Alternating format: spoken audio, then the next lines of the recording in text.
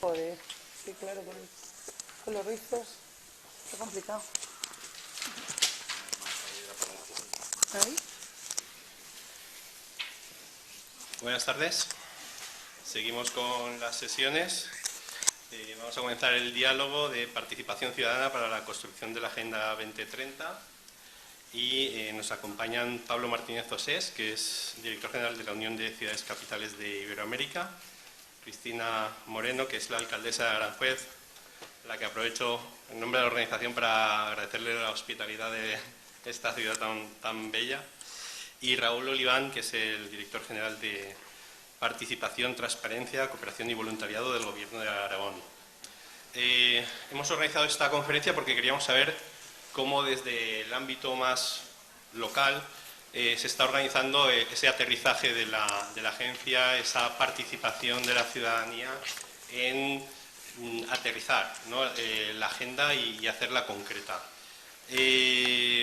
La pregunta o las preguntas que os lanzamos, ¿no?, es cómo veis este aterrizaje, qué se está haciendo, qué se ha hecho, qué perspectivas tenéis.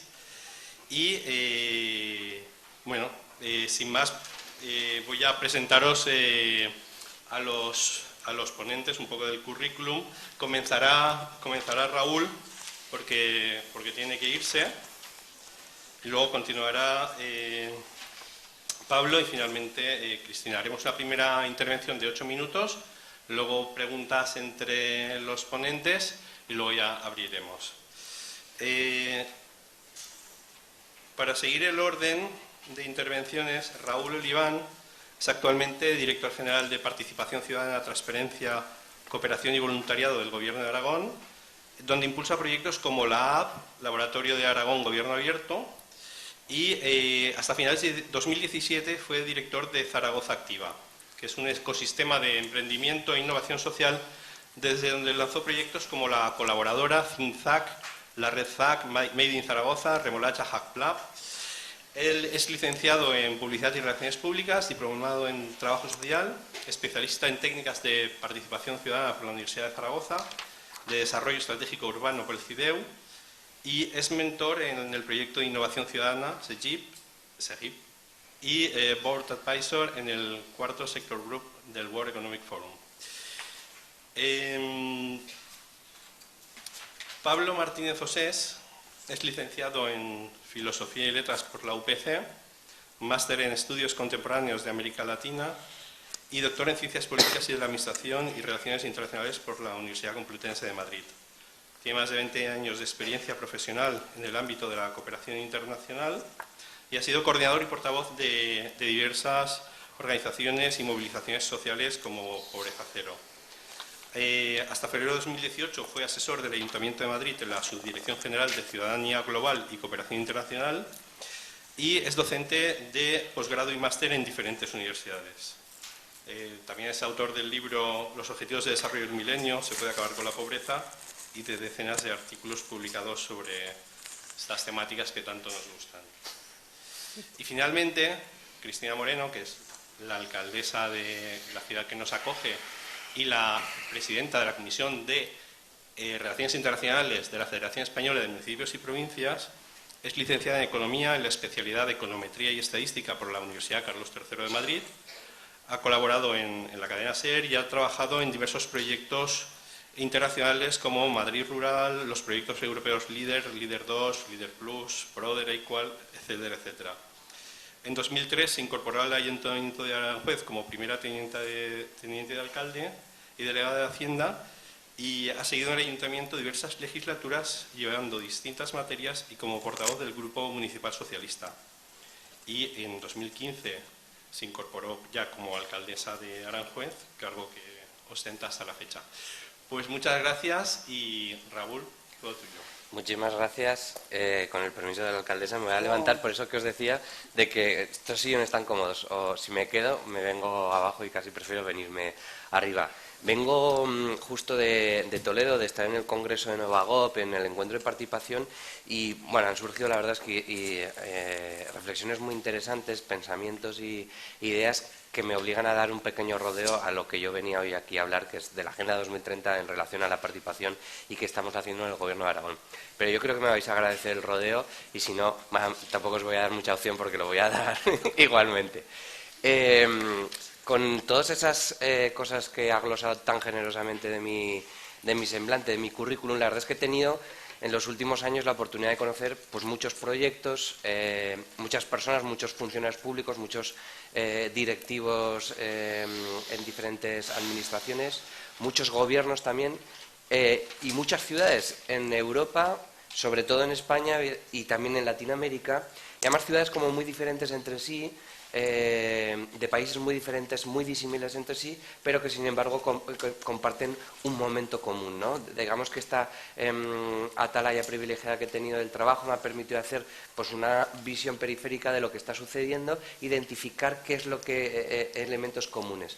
Y esos elementos comunes, en primer lugar, es que todos los gobiernos, prácticamente cualesquiera sea su escala y cualesquiera sean sus latitudes, comparten bueno, pues una inquietud general, y es que hay una brecha emocional, una brecha generacional, una brecha de afecto entre las instituciones y los ciudadanos, ¿no? De unos años a esta parte, evidentemente, las administraciones hablan un idioma diferente al de los ciudadanos y además estos se lo hacen saber.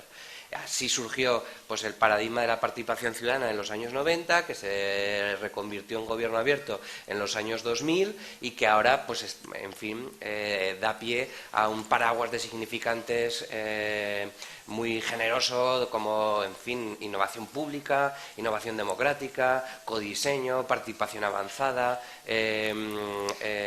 diseño público, social y colaborativo de políticas públicas, cosas que en general estamos hablando todos en todos los lugares y que a mí me interesa como poner muy en relación con la Agenda 2030 y con la participación porque creo que viene muy a colación. Yo creo que esta brecha emocional entre las instituciones y los ciudadanos se debe a tres cosas, ¿no?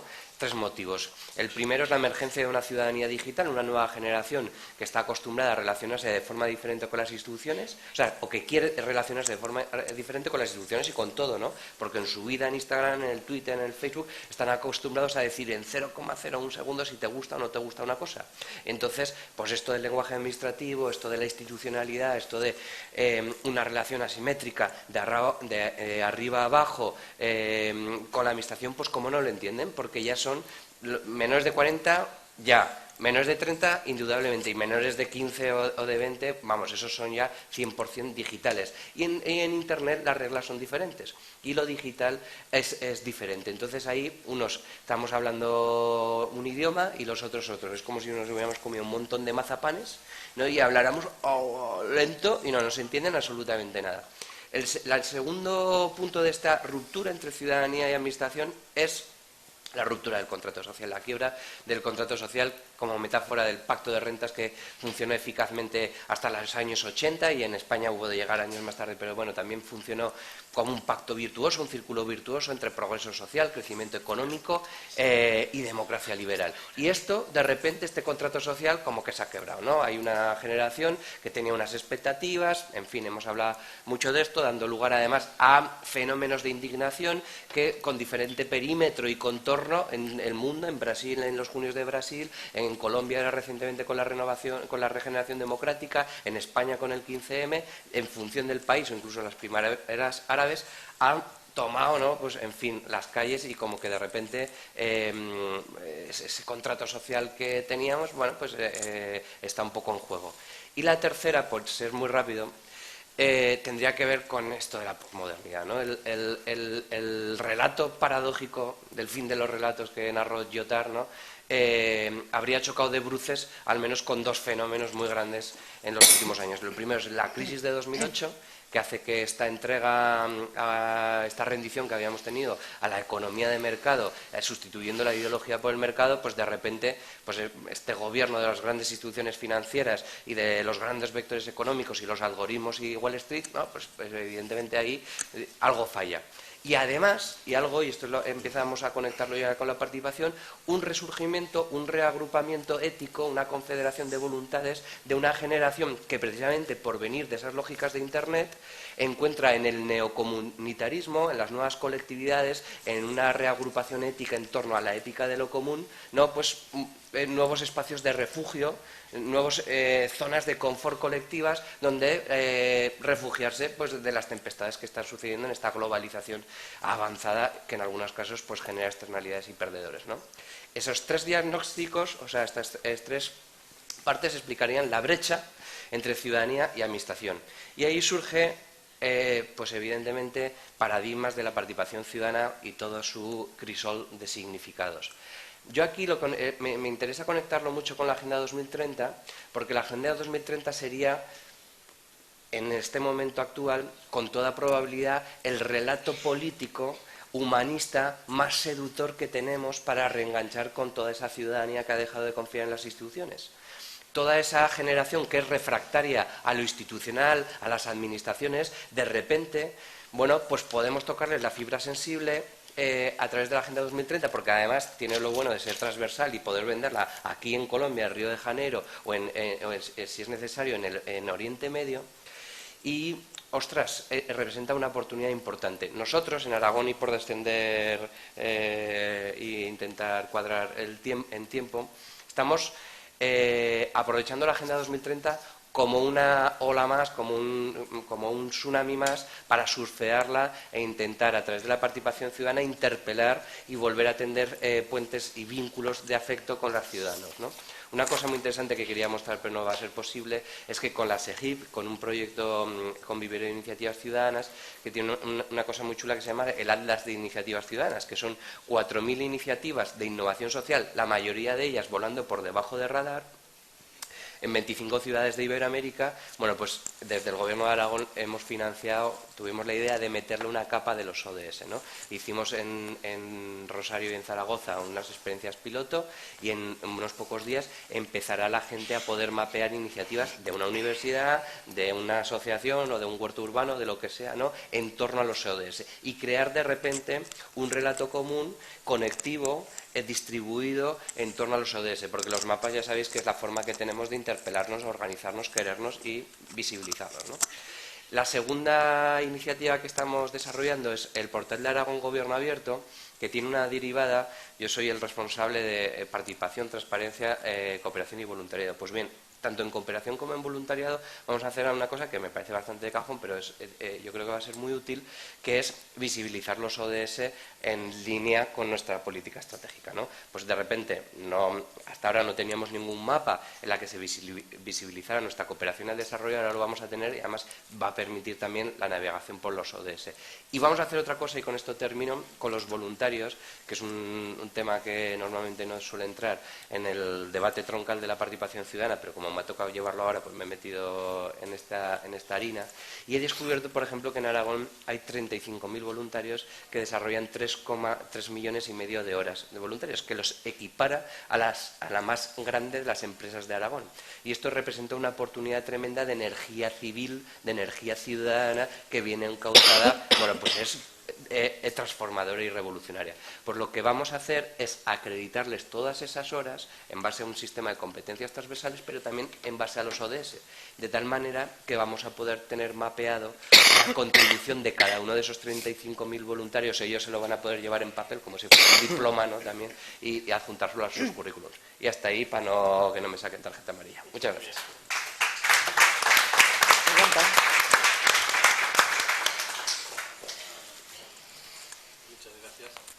Sí, muchas gracias, Raúl, por la explicación y por ajustarte tan bien al tiempo. Pablo, cuando quieras. Gracias, David. ¿Se escucha o no? Hola, sí, ¿verdad?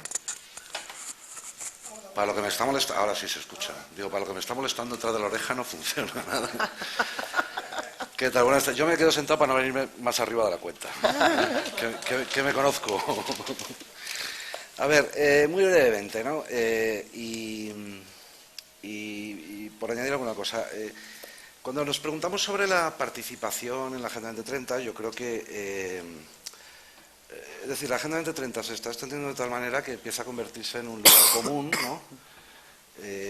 O en un lugar demasiado común, ¿no? donde tendemos a tirar demasiado de consignas y menos de reflexión, ¿no? De precisión. Yo creo que hay que preguntarse qué participación para qué agenda, ¿no? Porque si atendemos a la literalidad de la agenda en las cuestiones de participación, y concretamente nos interesa la participación vinculada a la gobernanza de los propios asuntos que la agenda sugiere, pues la agenda dice nada más que lo obvio, ¿no? Que esto es responsabilidad de todo el mundo y que hay que ser aliados para poder hacerlo, ¿no? Y eso es lo obvio, ¿no? Pero no dice nada acerca de cómo tienen que estar, bueno, pues del núcleo político, ¿no? De esa alianza. No dice nada acerca de cómo tiene que estar distribuido el poder dentro de esa alianza y, por lo tanto, las responsabilidades de cara a la transformación de la agenda, ¿no? Siguiendo el principio tan conocido en el mundo ecologista del cambio climático de las responsabilidades compartidas pero diferenciadas, pues podríamos empezar, ¿no? A navegar sobre esa cuestión y ver qué responsabilidades tienen las administraciones públicas, qué responsabilidades tienen las organizaciones sociales, qué responsabilidades tienen el gran sector privado o el pequeño sector privado, qué responsabilidad tiene la universidad o la academia, etcétera, ¿no? Y se podría haber profundizado un poco más, ¿no? Desde la experiencia de la Unión de Ciudades Capitales Iberoamericanas, no puedo extenderme ahora en esta primera intervención, pero quiero decir que yo haya conocido hasta el momento, en este último año, 4 ciudades que de muy diferente forma están poniendo sobre la mesa experiencias de participación interesantes por lo originales o por lo novedosas, ¿no? El problema es que no en el caso de las 4 la inspiración de esos procesos de participación es precisamente la Agenda 2030, ni tiene que ver prácticamente nada con la Agenda 2030, ¿no? Y creo que son procesos de participación que cada uno, pero tienen una relevancia especial y de alguna forma son búsquedas más o menos innovadoras a eso que también nos planteaba Ramón, ¿no? de esa brecha emocional, ¿no? y generacional. Me refiero, bueno, a la de Madrid, ¿no? con esa nueva reglamentación de los foros locales, con la generación de un foro específico, multiactor, en una lógica que sale de la antigua lógica de los consejos consultivos de cooperación internacional, ¿no? Y que pretende atraer a otros actores, que es el Foro Madrid Solidario, al que de alguna forma se le encarga la primera revisión de ese borrador de aterrizaje de la Agenda 2030, etcétera, etcétera. Pero también me refiero, por ejemplo, al proceso de participación que acaba de producirse y que no ha finalizado del todo todavía en Ciudad de México, ¿no? Y que ha dado lugar a la Constitución, ¿no? de la Ciudad de México, cuya lectura recomiendo, mucho más que la de la Agenda 2030. Estando de acuerdo, es que es uno de los textos más seductores. La nueva Constitución de la Ciudad de México, que está entrando en vigor ahora de manera parcial, o sea, de manera por capítulos, ¿no? Desde aquí hasta primero del año que viene, pues tiene detrás un proceso de participación ciudadana relevante, ¿no? Un gran desconocido, por ejemplo, es el proceso de participación que se está produciendo actualmente en unas lógicas que nos cuesta entender normalmente en la ciudad de La Habana, o todo el Estado cubano, pero muy particularmente en la ciudad de La Habana, precisamente para la reforma constitucional, ¿no? Que finaliza con un referéndum sobre el nuevo texto el 24 o el 25 de febrero del año que viene, ¿no? Todos ellos incorporan elementos, en mayor o menor medida y de diferente forma, que tienen que ver, ¿no? con algunos de los que se promueven desde los espacios de gobierno abierto, de transparencia, etcétera, etcétera, ¿no? Y todos ellos yo creo que están buscando, de alguna forma, reducir esa brecha, ¿no? Entre instituciones y participación. No he mencionado el de Quito, ¿no? En Quito hay otro proceso también de participación en los últimos 2 años, donde, y en este, igual que en el de Madrid, se incorpora algún elemento vinculado a la Agenda 2030, pero de manera muy superficial, ¿no? Como de una adhesión así generalizada y ya está, ¿no? En realidad, yo creo que la clave para entender, bueno, yo he publicado en numerosas ocasiones y defiendo que hablar de implementación de la Agenda 2030 es poco más que propaganda autodestructiva de la propia agenda, ¿no? La agenda no es una agenda que pueda ser un plan de trabajo, ni una hoja de ruta definida que pueda ser implementada, ¿no? La agenda es lo más que puede ser y lo más seductor que la comunidad internacional estando tan hecha ciscos como está actualmente, puede sugerirnos, ¿no? en términos positivos, ¿no? Y sin embargo tiene elementos con un potencial transformador que la hacen especialmente seductora y original, a mi juicio, ¿no? en el marco de la comunidad internacional. Pero no se parece, o sea, no es una herramienta que pueda ser implementada o aplicada o localizada, como hablamos algunas veces cuando hablamos de gobiernos locales, de manera ni mucho menos automática, ¿no? En contra, soy de la opinión de que la agenda lo que requiere para su aplicación es precisamente una interpretación de carácter político, una interpretación de naturaleza política que resuelva en la aplicación concreta en el territorio, en el nivel de administración al que nos refiramos, resuelva pues alguna de las contradicciones cruciales que la agenda muestra y que no son más que el reflejo de las contradicciones fundamentales en las que nos la estamos jugando todos y cada una de los que estamos viviendo esta época, ¿no? Hablo de crecimiento, hablo de sostenibilidad, hablo de desigualdad versus crecimiento también, en fin, yo creo que no hace falta repasarlas, pero todos los que os habéis acercado a la agenda la habéis visto, ¿no?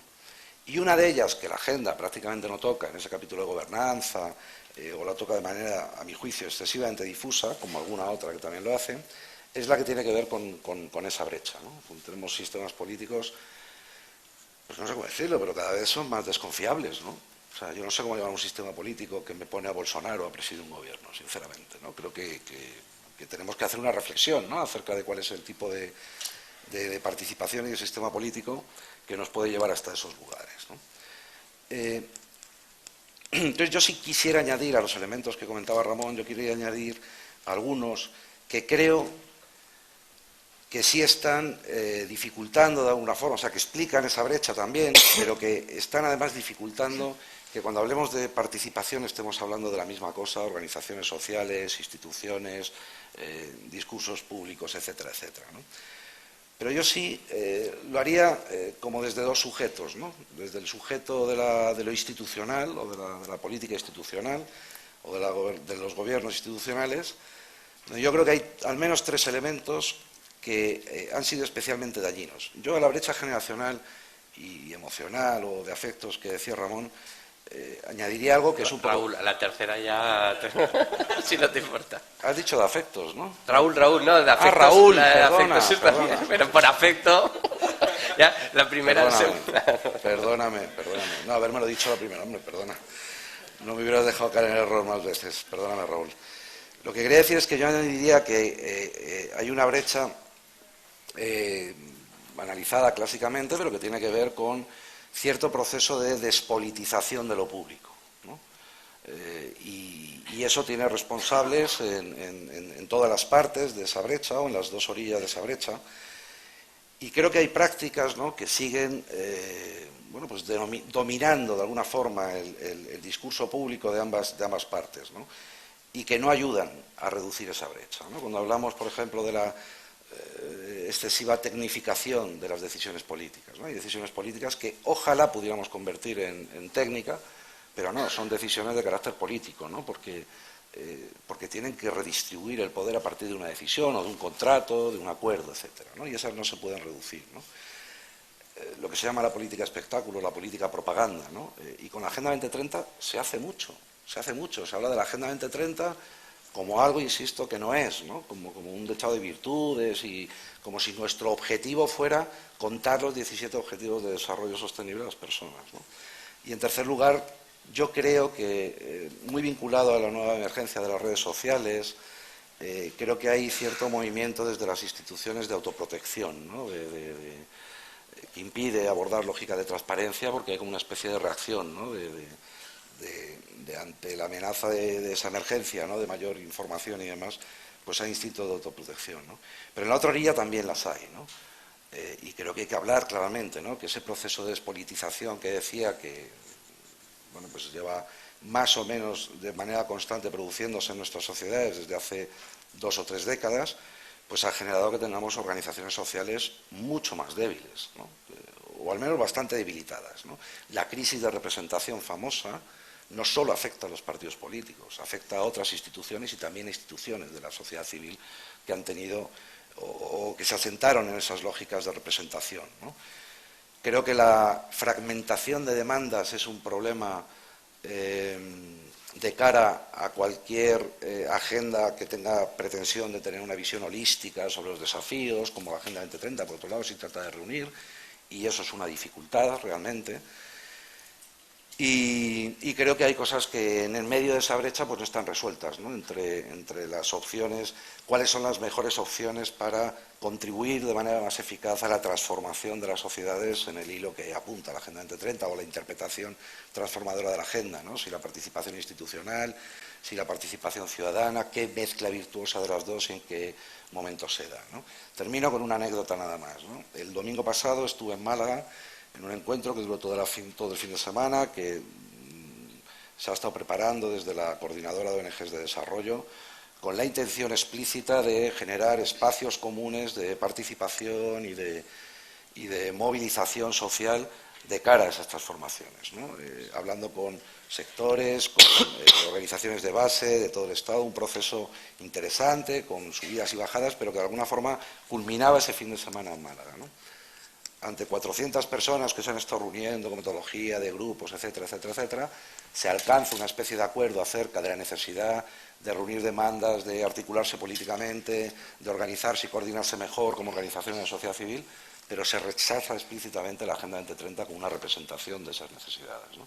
Y eso, a pesar de que la gran mayoría de los impulsores, pero aún así la gran mayoría o una parte muy importante de los presentes eran organizaciones de cooperación. Es decir, entonces, no nos engañemos, la Agenda 2030 no representa de manera precisa, por lo menos, ciertas demandas de transformación social, por lo menos esas que genuinamente surgen desde los espacios más locales y más desde abajo,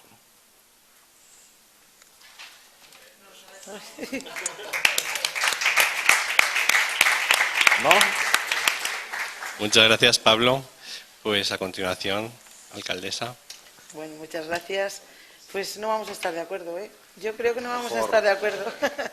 Bueno, buenas tardes a todos y en primer lugar, bueno, lógicamente dar las gracias por haber pensado en mí para venir a hablaros de la experiencia del Ayuntamiento de Aranjuez en esto de la implementación de la Agenda 2030. Es un honor para esta ciudad tenerles hoy aquí a todos ustedes hablando de objetivos de desarrollo sostenible y, bueno, al final de cómo aplicarlos a lo cotidiano, ¿no? Pero sobre todo quiero darles la bienvenida y pedirles por favor que se sientan como en su casa porque lo están. Lo primero, bueno, pues presentarme, soy la alcaldesa Aranjuez, pero bueno, me voy a poner una chaqueta también de presidenta de la Comisión Internacional de la FEM y por tanto, bueno, pues decirles que mi trabajo diario, aparte de lo local, pues también es defender en Europa y en el resto del mundo la necesidad de que las entidades locales sean actores fundamentales en el cumplimiento de la Agenda 2030 y ya les aviso que soy una freak de todo esto, de esto de los Objetivos de Desarrollo Sostenible, así es que les amenazo con ello. Ser presidenta de la Comisión Internacional de la FEM me ha brindado, digamos que la oportunidad de poder conocer las distintas realidades políticas, sociales y económicas que hay en los distintos países, países, como digo, muy distintos entre sí, pero que al final, cuando profundizas, están luchando por una misma cosa, en definitiva, por un mundo mejor. Y yo creo que la Agenda 2030 va de eso, va precisamente de eso, de cómo somos capaces de dejar un mundo mejor a los que vienen detrás. Un programa impulsado por Naciones Unidas que intenta dejar al que viene detrás un mundo mejor. Yo creo que, en definitiva, al final eso es como yo se lo explicaría a mi madre, por ejemplo. La Agenda 2030 nos habla de la sostenibilidad de la vida en las ciudades, de las personas, en nuestro planeta, en nuestros países, y de cómo, además, debemos emprender esta tarea. En las ciudades y en los pueblos sucede la vida, confluyen políticas y en ellas también se juega la sostenibilidad humana. Y por eso yo creo que los gobiernos locales situamos, o intentamos hacerlo, situamos en el núcleo de nuestra preocupación a las personas y yo creo que un número cada vez mayor trabajamos en la planificación de un mejor desarrollo sostenible haciendo nuestro, digamos, ese compromiso internacional que pone el acento en no dejarse a nadie atrás, en no dejarse a nadie por el camino. Como todos sabéis, bueno, pues en 2015 se aprobó la Agenda 2030, 3 años después España ya tiene un plan de acción del que los gobiernos locales nos sentimos parte porque hemos participado en él de manera activa. Y bueno, la comunidad internacional, la Unión Europea, el propio gobierno español, al final reconocen que los gobiernos locales pues, se sitúan, digamos que en el ámbito óptimo para la promoción y el desarrollo sostenible yo creo que a través de 4 ámbitos diferentes. En primer lugar, a través de la realización de actuaciones locales vinculadas directamente con los objetivos de desarrollo sostenible, como pueden ser planes de movilidad urbana sostenible, planificación del territorio, estrategias de desarrollo sostenible locales, promoción de políticas de igualdad y de seguridad ciudadana, pactos locales por el empleo y la formación, políticas de cooperación. En segundo lugar, a través del desarrollo de políticas de profundización democrática y participación ciudadana, lógico, como iniciativas, la que hablabas tú, de gobierno abierto, presupuestos participativos, ciudades educadoras, consejos vecinales y ciudadanos, portales de transparencia. En tercer lugar, a través de la promoción de la cultura de la paz. Yo creo que los objetivos de desarrollo sostenibles son componentes centrales de la paz y ponen de relieve cómo el fin de la pobreza, cómo la protección del planeta, cómo el logro de una prosperidad ampliamente compartida son factores que desde luego contribuyen de manera esencial a la armonía global y a una paz duradera también, que es importante. Y por último, a través del establecimiento de redes de cooperación tanto intermunicipal como internacionales, pues como pueden ser la Red de Ciudades por el Clima, las Ciudades Amigas de la Infancia, la Red Europea de Ciudades por la Economía Circular, la Red de Ciudades Acogedoras o como yo misma en el CGLU, el Consejo de Gobiernos Locales Unidos, o el CMRE, el Consejo de Municipios y Regiones de Europa. Todas esas redes son válidas para canalizarlo. Es decir, la Agenda 2030, desde nuestro punto de vista, hablo con chaqueta de la Federación Española de Municipios, yo creo que nos enfrenta hoy más que nunca al reto político pendiente que tenemos en este país desde hace más de 30 años, también hay que decir, de reordenar nuestro marco competencial poniendo en el centro a las personas. Por tanto, se tienen que acometer necesariamente reformas. No cabe ya distraernos en otra cosa, hay que acometer reformas para mejorar el nivel de descentralización, para definir mejor las competencias, para asignar recursos, para adaptar el gasto y la inversión públicos, y todo ello en el marco de una adecuada articulación multinivel, es decir, nacional, regional, local. Todos los niveles debieran intervenir en todo ello. Quiero explicar brevemente el caso de Aranjuez. Cuando digo brevemente, soy alcaldesa, ya lo sabéis, los alcaldes, en fin. En mi ciudad tengo que decir que estamos cumpliendo la Agenda 2030 y llevando objetivos de desarrollo sostenible a cabo sin ser conscientes siquiera de que lo estábamos haciendo. Así empezó todo. Así empezó todo en Aranjuez. Surge simple y llanamente de la necesidad de reconducir un proyecto de ciudad que no funcionaba, y de ahí parte todo. Aranjuez, por situarles, es una ciudad que es paisaje cultural Patrimonio de la Humanidad por la UNESCO, lugar de valor universal excepcional y por tanto es una ciudad única. Su término municipal es el más al sur de la Comunidad de Madrid, también es el más amplio de todo Madrid. Tenemos un 90% del territorio protegido con algún tipo de protección. Está situada a 45 kilómetros de Madrid, a 45 kilómetros de Toledo, es decir, es un sitio estratégico, cruce de caminos, 2 ríos, 60.000 habitantes, tamaño medio. La zona declarada Paisaje Cultural Patrimonio de la Humanidad consta de tres partes, digamos. La ciudad ilustrada, que es el casco histórico, que es propiedad municipal. Los sotos y paseos históricos y las huertas históricas, propiedad de la Comunidad de Madrid. Y la zona monumental y toda la zona de Jardines Reales, que es propiedad del Estado. Por tanto, el mejor ejemplo de cooperación multinivel que podemos tener de una ciudad cuyos propietarios son las tres administraciones. Es una ciudad con un potencial económico, turístico, universitario, deportivo, de ocio tremendo, pero con una complejidad de gestión también tremenda, precisamente por la cantidad de, por digamos, lo difusas que están las competencias y lo enmarañadas que están las competencias en la ciudad. Dificultades añadidas también tenemos, supuesto con todos los casos. Efecto frontera, nos obliga, estamos al lado de Castilla-La Mancha, 2 kilómetros, nos obliga a prestar servicios, de hacer gasto e inversión y los impuestos se pagan en otra comunidad porque son más baratas, con lo cual los ingresos son bastante menores. Y otra dificultad añadida es que somos una de las ciudades más endeudadas de toda España, de las 30 ciudades más endeudadas, con lo cual no se puede ampliar el gasto público. ¿Cuál es el diagnóstico con todo esto? Con todo esto y más, pero con todo esto, ¿cuál es el diagnóstico que hizo mi equipo de gobierno para decidir cómo sacábamos adelante esta ciudad? Bueno, pues una matriz DAFO, simple y llanamente, y las conclusiones, la verdad, es que fueron sorprendentes. En primer lugar, la conclusión a la que llegamos era que lo primero de todo había que rescatar a todas esas personas que la crisis había dejado por el camino. Medidas concretas, apertura de los comedores escolares en periodos no lectivos para que no hubiera ni un solo niño que se quedara sin comer una comida caliente al día. Ampliación de la partida de libros de texto. Todos los niños tienen que empezar su curso escolar con todos los libros de texto en su mochila.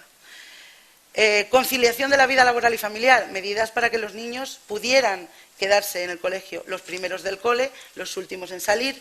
Programas específicos para que las mamás pudieran irse a trabajar dejando tranquilamente a los niños.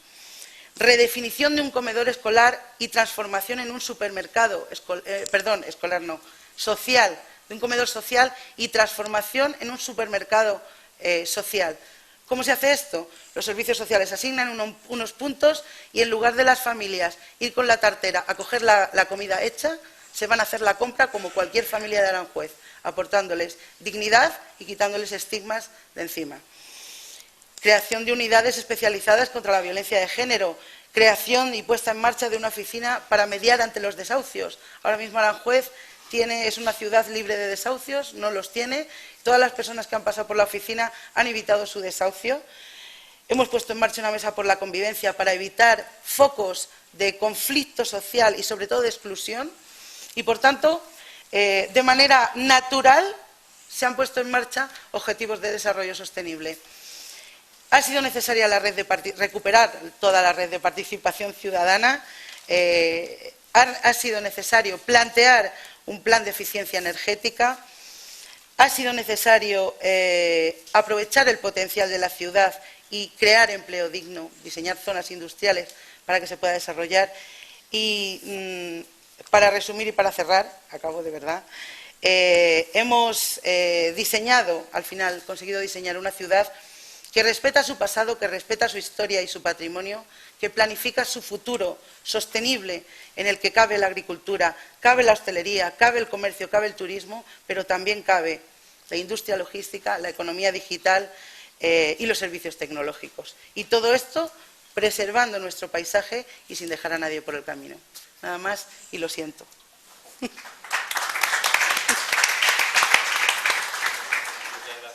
Lo siento, ¿eh? Muchas gracias, Cristina. No. Bueno, y pues a continuación, si alguno de los ponentes queréis entrar en debate con los otros,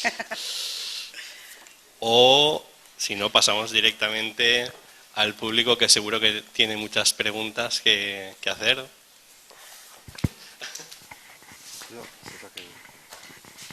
Vale. Pastora, de momento, para romper el hielo. Es que como no se lanzan, me lanzo yo. Bueno, muchas gracias. Cuando pensamos qué mesa será interesante compartir aquí, pensamos enseguida en los gobiernos locales, autonómicos, sobre todo para beber de ellos en las universidades, ¿no? Que me repito lo que decía la mesa anterior, para nosotros muchas veces decimos que una universidad es una pequeña ciudad, un pequeño pueblo y muchas cosas se pueden incorporar. Habéis dado ejemplos concretos, pero yo tenía dos preguntas que me han parecido muy interesantes y me gustaría dos preguntas muy concretas.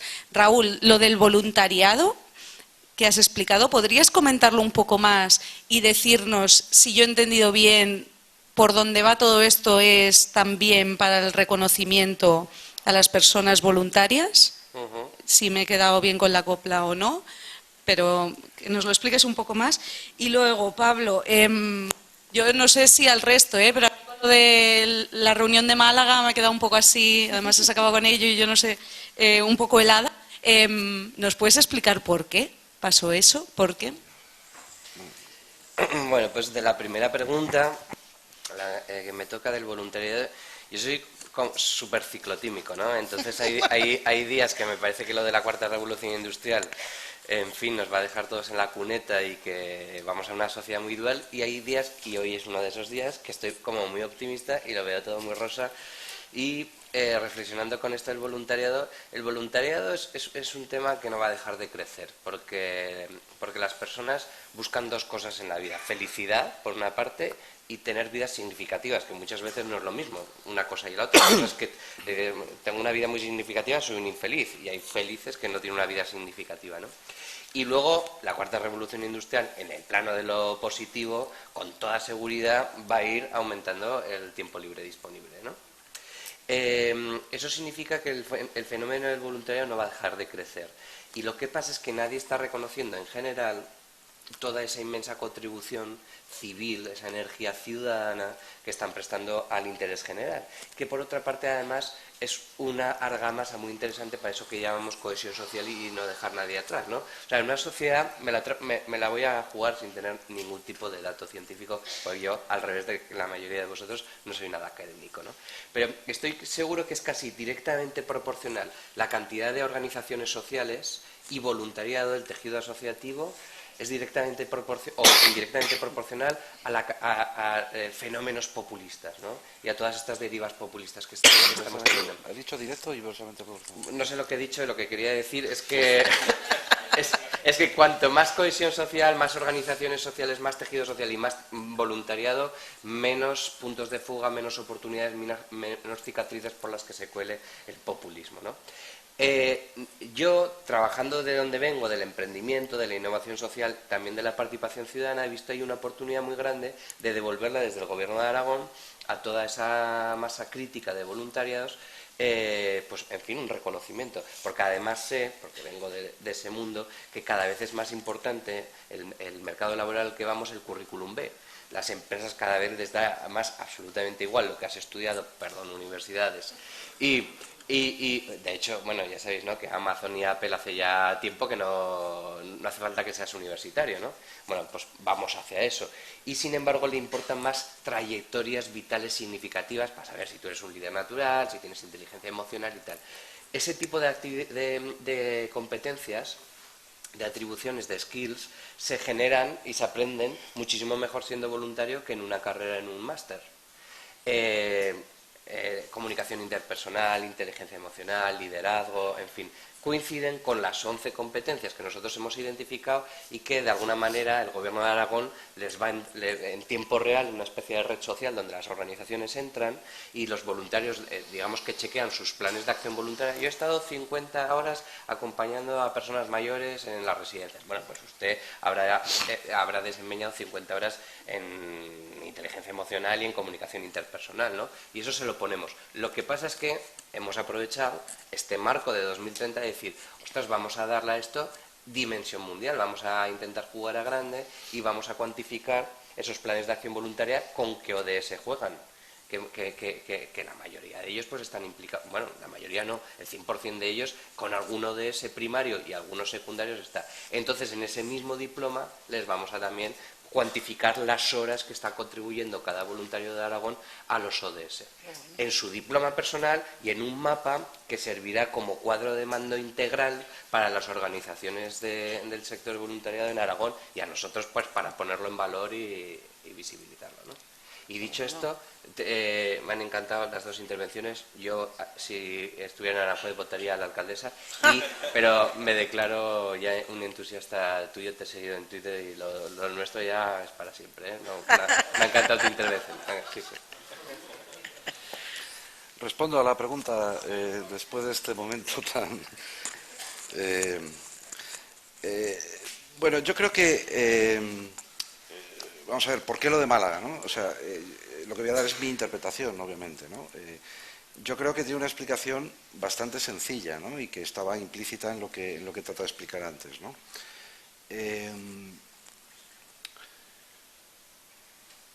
Las organizaciones, y en particular, no exclusivamente, pero las organizaciones de desarrollo, en mayor o menor medida son conscientes, en los últimos tiempos, en que deben hacer esfuerzos para...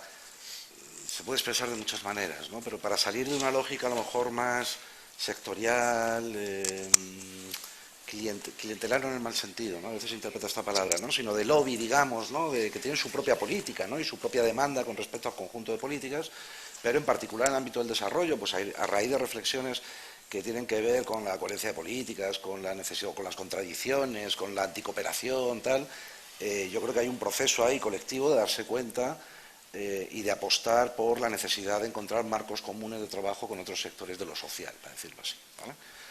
Esto pasa en otras organizaciones también, de acción social y demás, pero bueno, yo las que conozco de primera mano, las que con más detalle he podido vivir ese proceso, es eso, ¿no? Que suceda eso no oculta que esas mismas organizaciones bueno, pues han vivido un proceso yo a lo mejor, que soy un poco salvaje, lo he llamado de desnaturalización hace un tiempo, ¿no? Pero han vivido un proceso desde los años 90 de profesionalización en algunos aspectos malentendida, ¿no?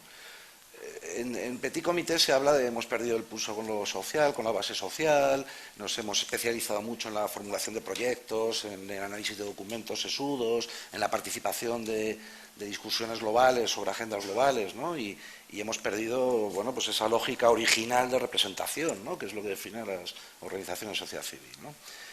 Entonces estamos hablando, y ahora voy a la explicación, estamos hablando de instituciones que son más instituciones que organizaciones en ese sentido, ¿no? Y entonces estas instituciones vuelven a las bases de las organizaciones en realidad a pedir ayuda, a tratar de articularse o de rearticular ese espacio perdido, ¿no?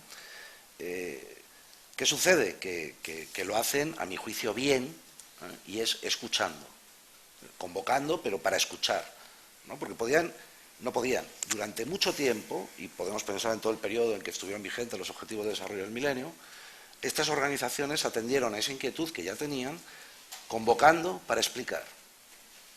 Os vamos a explicar los 8 objetivos de desarrollo, etcétera, ¿no?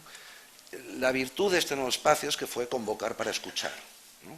Y cuando escuchas y te juntas con el movimiento feminista, con el movimiento ecologista, con el movimiento ecofeminista, con el movimiento antirracista, o con el movimiento que está trabajando con los migrantes en el Mediterráneo, o con la gente que está en el campo de Gibraltar, esa gente se la trae al pairo la Agenda 2030. No por Agenda 2030, sino por agenda global. Quiero decir, están absolutamente lejísimos de lo que el cuerpo diplomático hace en términos generales, como todo lo contrario que nosotros que venimos de este mundo, ¿no? Y nos hemos familiarizado con eso, ¿no? Ellos están lejos y se produce un fenómeno que es paradójico. Cuando yo intento explicar la Agenda 2030 como una agenda seductora, como una propuesta que tiene elementos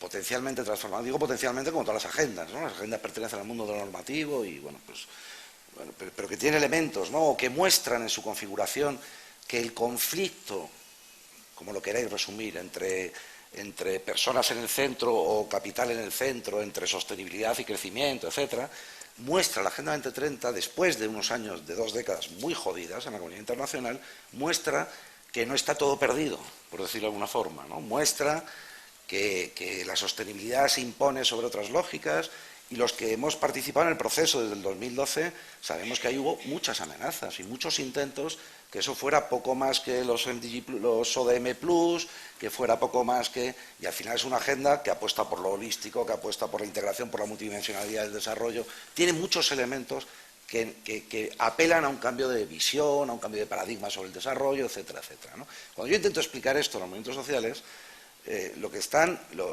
movimientos sociales que por lo general leen las cosas, es una diferencia con las ONGs, ¿no? Entonces van a leer y empiezan a leer y leen lo que está puesto ahí, no lo que yo les estoy contando como tercer transformador, ¿no? Y entonces te levanta uno la mano un día y dice, pero ¿y esta meta que dice que el crecimiento económico tal no sé qué? ¿Y esta meta y por qué no dice nada del tema de fiscalidad internacional o de los paraísos fiscales? ¿Y por qué no dice nada acerca de derechos? Es decir, son demasiados los déficits para esos movimientos. Entonces, o la entiendes desde cierta lógica de institucionalización o es incomprensible, pero no porque utilice un lenguaje raro, sino porque se habla de ella como un consenso. Yo defiendo que no es un consenso, yo creo que es un resultado de disputas internacionales, de disputas de determinados agentes, de sujetos de poder a nivel global, que acuerdan agregar cosas que son algunas muy contradictorias, otras no tanto, pero tampoco son muy coherentes entre sí, y acuerdan agregarlo en un marco de formulación determinado, ¿no? Pero, bueno, y en ese sentido es un reflejo de lo que hay, ¿no? Entonces, a mí me parece normal que la gente la rechace, ¿no? Esa es la razón por la que yo lo explico.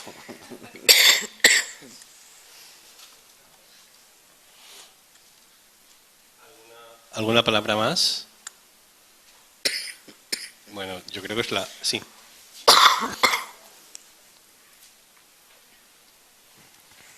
Gracias. Soy María José Bautista, soy profesora en la UNED y también participo en el grupo de sostenibilización curricular de CRUE. Una cosa, bueno, primero, me declaro fans también yo, absoluta.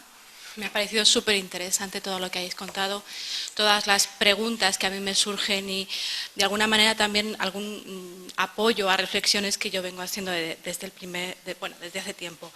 Lo primero de todo, romper una lanza por las universidades, porque es muy fácil en estos contextos meternos con las universidades. Y las universidades llevamos mucho tiempo trabajando y acercándonos a contextos sociales, trabajando desde realidades y para realidades y con realidades. O sea que es cierto que Google y muchas empresas internacionales están valorando otro tipo de currículum, pero que al final también hay muchas empresas locales, hay mucho trabajador para quien Google le queda muy lejos. Entonces nosotros también formamos para realidades más cercanas o más contextualizadas, ¿de acuerdo? Y hacemos también lo que podemos, acercándonos también cada vez más y tendiendo, yo creo que cada vez más puentes con las asociaciones, con las ONGs y con distinto tipo de realidades. O sea que vaya por ahí, que siempre, esto es una conversación que siempre tenemos en estos foros, pero bueno, yo creo que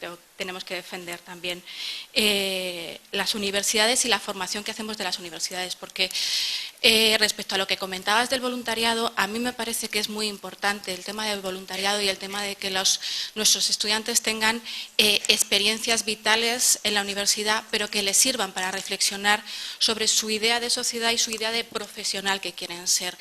Y los docentes que trabajamos en la universidad y que estamos en relación, por ejemplo, con las asignaturas que tienen que ver con prácticas profesionales de estudiantes que van a las empresas a hacer sus prácticas, nos encontramos que no siempre ese proceso se concreta en unos aprendizajes necesarios, en una experiencia real, tanto personal como profesional. Si eso a veces sucede en un proceso que está más sistematizado, con el voluntariado se nos acaba escapando. Y los intentos que hemos tenido de reconocer competencias, lo que en un momento determinado en la Unión Europea se llamaron competencias vitales, que son aquellas que se adquieren en procesos de tipo formativos pero no reglados, ese tipo de voluntariados, se torna en algo muy difícil, muy complejo, cuando al final te lo acaban pidiéndote un papel en el que tú digas o que puedas certificar qué es lo que sabes o cómo lo estás aprendiendo. O sea que A mí me parece que es un camino que tenemos que recorrer, pero que tenemos que recorrer juntos. O sea, desde el punto de vista de las personas que hacen y reciben voluntarios y la experiencia de sistematización de los aprendizajes desde la universidad o desde otras instituciones educativas que no tienen por qué ser las universidades. O sea que a mí me parece que ahí tenemos un camino por recorrer, ¿no? Y luego, pasando un poco al tema de los ODS, a mí me parece, y de la agenda, me parece muy real esa crítica que se hace desde las personas que están viviendo situaciones como muy descarnadas, porque al final muchas veces la sensación que tenemos es que estamos poniéndole el color de los ODS a determinadas experiencias. A mí lo que me anima a trabajar en los ODS y a trabajar desde la sostenibilidad, en la que creo profundamente, es que quizá desde las universidades no nos podemos implicar y no podemos mejorar todas esas causas que ahora mismo están abiertas, pero sí podemos hacer que nuestros estudiantes, cuando se comporten y sean capaces de elegir las causas en las que se quieren implicar y sean capaces de defenderlas, sean abogados, médicos, empresarios, y esa sí que es tarea de las universidades, hacer que los estudiantes tengan la formación para criticar documentos como los ODS, implicarse en causas y trabajar por ellas. Vale, gracias. Va a contestar a la compañera Raúl, casi por alusiones, ¿no? Y se tiene que ir corriendo. Todo el dolor de mi corazón. Y luego hay 3 palabras pedidas. Os rogaría que fuerais telegráficos. Sí, más que yo, ¿eh? Uy, eso ha tenido... Ya está, gracias. Eso no es sostenible. Hasta a punto de dejar de sostener. Raúl, gracias. Con el tema de las universidades, que es verdad que siempre son blanco fácil, lo que pasa es que precisamente al sentirme en casa en universidad, pues he querido hacer el chiste, ¿no? Yo creo que las universidades son fundamentales para crear el escenario y el marco mental de esta jornada y de cualquier otro que hagamos. O sea, quiero decir, todos los debates y las reflexiones y las derivadas intelectuales pues vienen de la universidad y en ella se crean. Yo creo que no me quiero meter en eso, pero me parece un tema importante cuando hay tantos universitarios o personas ligadas a la universidad. El modelo va a cambiar en los próximos años, seguramente la institución que más va a cambiar en los próximos 15, 20 años, no sé si va a cambiar, pero que debería cambiar es la universidad, porque es a la que se le exigen cambios. Yo la concibo como una especie de distribuidora o aceleradora de pensamiento crítico. Estoy ahí muy contento en ese sentido con la recuperación de filosofía también en la educación secundaria. Yo, una de las ideas que, un poco por ponerle contexto a lo que decías, es el cambio de paradigma en el que estamos, un cambio de sociedad industrial, de la primera y segunda revolución industrial, una sociedad de masas, a una sociedad, en el contexto de la tercera y la cuarta revolución industrial, de multitudes, ¿no? En la sociedad de masas teníamos grandes organizaciones que intermediaban y que representaban bueno, pues una parte importante de la arquitectura social que hacían predecible y que le generaban certezas a la vida, ¿no? y que bueno, pues protagonizaron en los 2 últimos siglos y a lo que hemos llegado ahora. Lo malo es que eso también se ha quebrado y esa capacidad de representación se ha quebrado. Y lo que pasa es que yo creo que debemos dejar de lamentarnos y pensar en tiempos pretéritos mejores que los actuales y empezar a buscarle virtudes a ese nuevo paradigma de multitudes inteligentes, de microsegmentos de población conectados transversalmente a través de las redes sociales en otras lógicas que no tienen que ver con la estructura clásica del sindicato. Por cierto, que soy sindicalista también, o sea, no penséis que vengo aquí a desmontarle el garito a nadie, todo lo contrario, sino a ayudar a que nos ubiquemos en esa nueva lógica. Y me despido con una cita que últimamente utilizo casi de comodín porque me va como muy al pelo. Yo los ODS, en fin, yo sé lo que son, ¿no? Pero cuando digo que es un relato seductor, lo digo desde un punto de vista pragmático y funcional, o sea, utilizando los ODS a nuestro servicio. Dice Wittgenstein que las palabras significan varias cosas, lo que dice de ellas el diccionario, pero, y más importante, lo que somos capaces de hacer con ellas en la vida. Entonces, a mí, lo que haya escrito de los ODS me es menos importante que lo que seamos capaces de hacer nosotros con ellos, ¿no? Como palanca de transformación social y política, que estoy completamente de acuerdo, y ahí es donde me declara fan de tu intervención, de que hay que cargarlo de política, de humanismo y de ética a los ODS para que no sea una agenda crítica que te pueda comprar un gobierno liberal o un paraíso fiscal en medio del Pacífico, ¿no? Y con esto lo siento mucho, pero me tengo que despedir, alcaldesa, amigos, compañeros, muchas gracias, pastora, por invitarme.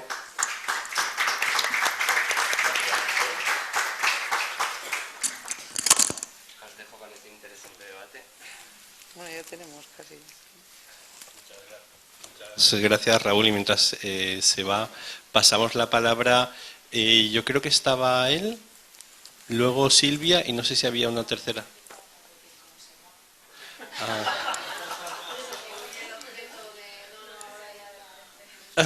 Bueno.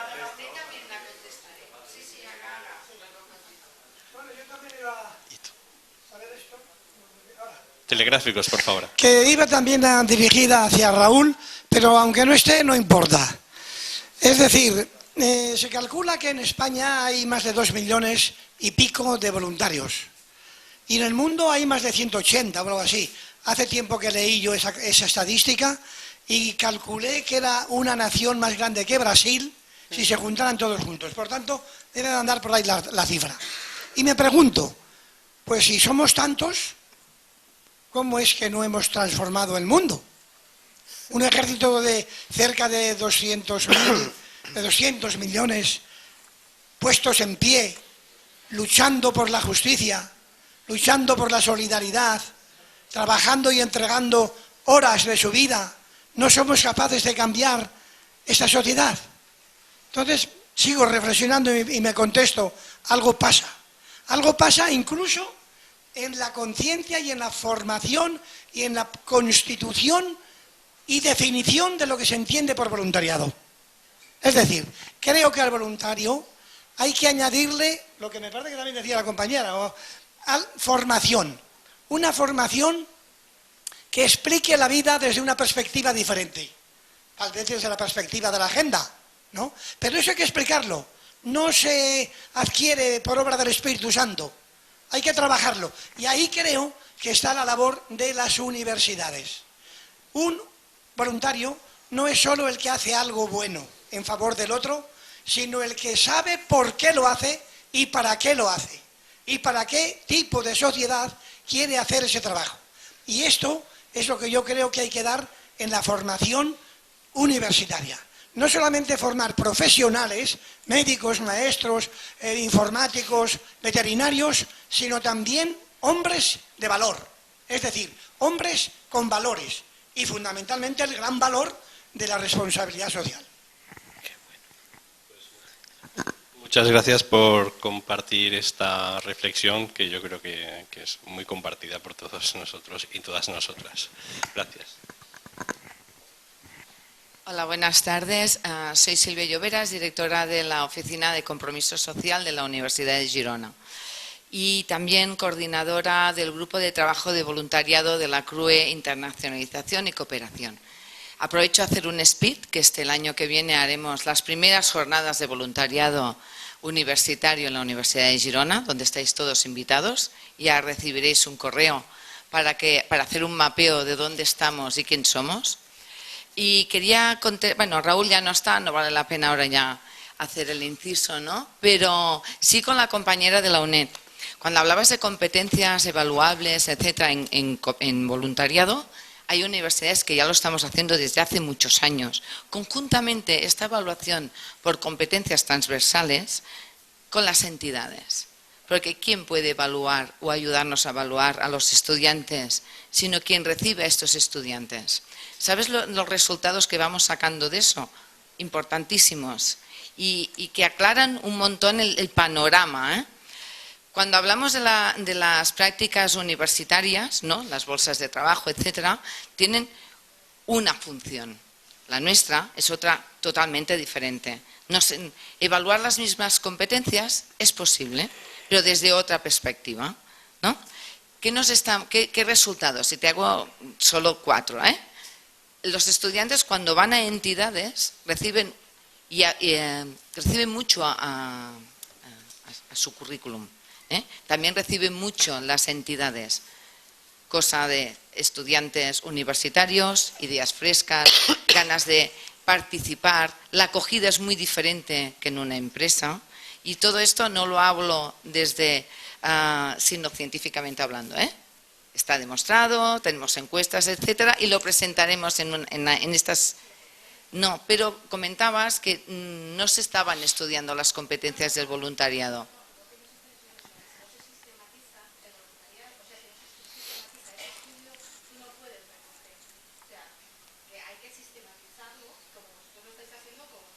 Sí, otras, no solo Girona, lo hacen otras universidades. Pero es que, pero ni las competencias de las bolsas de trabajo están sistematizadas. Sí, lo sé. Lo podemos recoger. Sí, estamos entrando en un diálogo. Había dicho telegráfico, creo recordar, y es muy interesante toda la aportación. Quería aclarar que sí que se están trabajando las competencias también desde el voluntariado, que es muy importante en las universidades. Solo manifestar eso, Muchas gracias, Silvia. La compañera de atrás tiene la palabra. ¿Alguien más ha pedido? Me parece que no.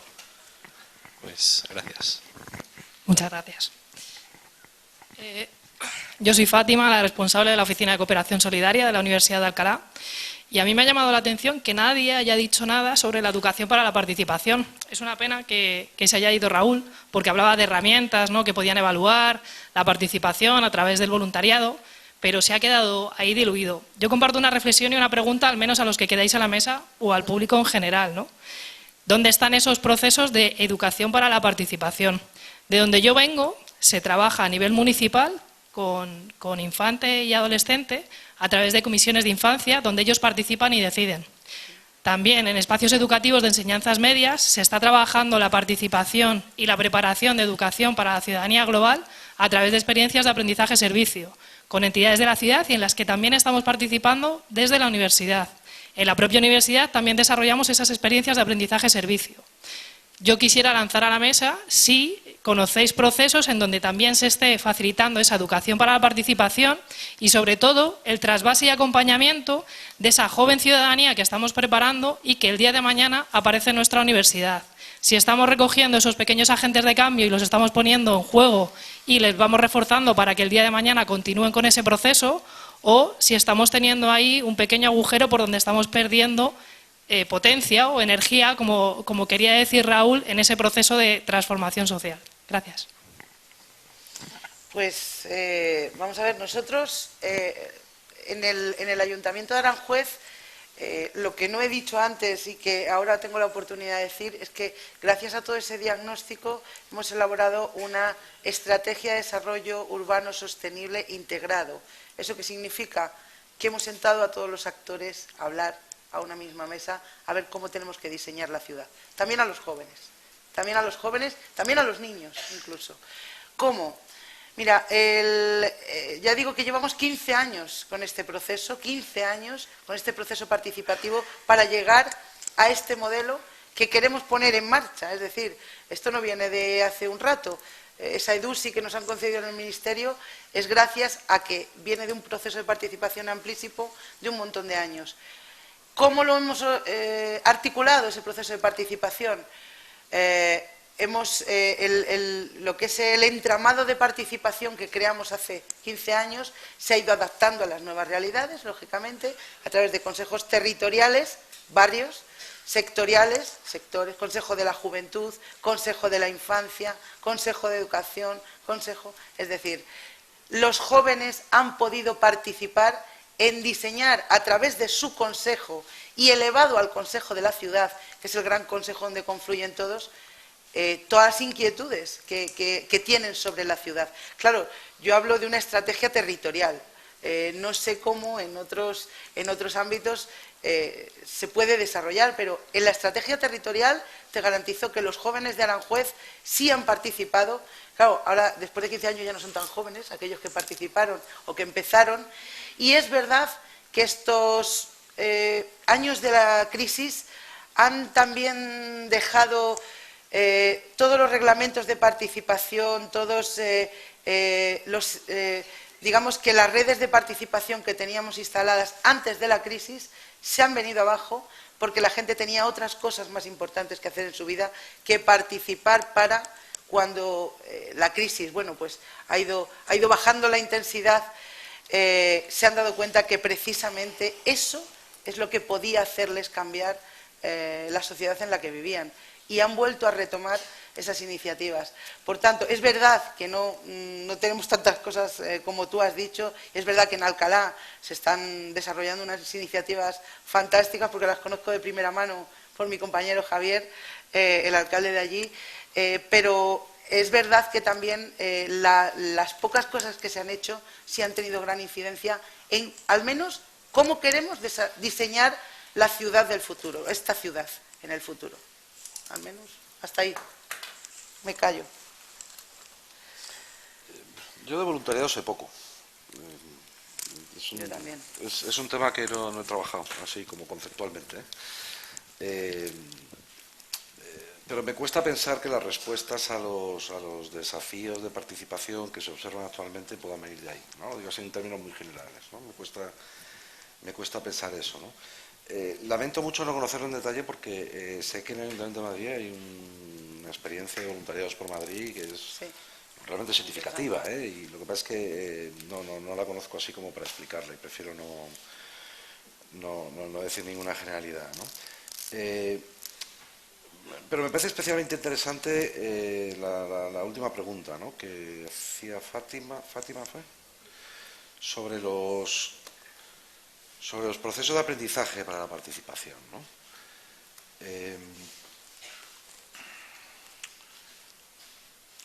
Bueno, yo no tengo datos para tener un diagnóstico de cómo está la implantación o la no implantación o el grado de implantación del currículum de educación para la ciudadanía, ¿no? Y dentro del currículum de educación para la ciudadanía, en qué medida los elementos y los valores asociados dentro de ese currículum a la participación de manera más directa están siendo relevantes, ¿no? O están proporcionando aprendizajes serios, ¿no? Como padre de 3 varones diré que mi experiencia no es buena en absoluto, ¿no? Más bien todo lo contrario, pero es una experiencia muy limitada, ¿no? Yo creo que, aunque sea del periodo de las masas, ¿no?, que me decía Raúl antes con razón, pero yo creo que la participación sigue estando fundamentalmente en los espacios vivos sociales, los que tradicionalmente han buscado articulaciones de grupos para satisfacer demandas sentidas comúnmente, ¿no?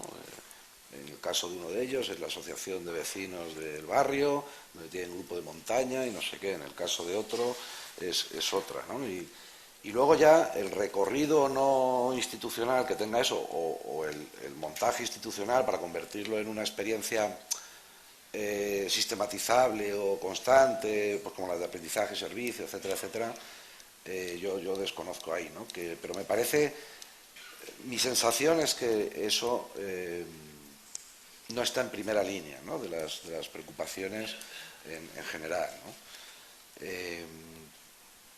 Por lo menos del entorno, en el entorno institucional, o sea, yo entiendo que hay no sé quién lo ha dicho, me parece que fue Raúl, ¿no?, cuando dice, bueno, en sociedades, o en alguna pregunta, no estoy seguro, ¿no?, pero cuando hay sociedades más articuladas, etcétera, etcétera, ¿no?, pues el voluntariado emerge, pero claro, no, tú lo has dicho, Cristina, me parece, ¿no?, cuando los tiempos de crisis, pues claro, priman las necesidades, ¿no? Yo cuando hablo de participación, hablo precisamente de la participación que surge de las dificultades, ¿no?, que es la que cambia las sociedades, ¿no?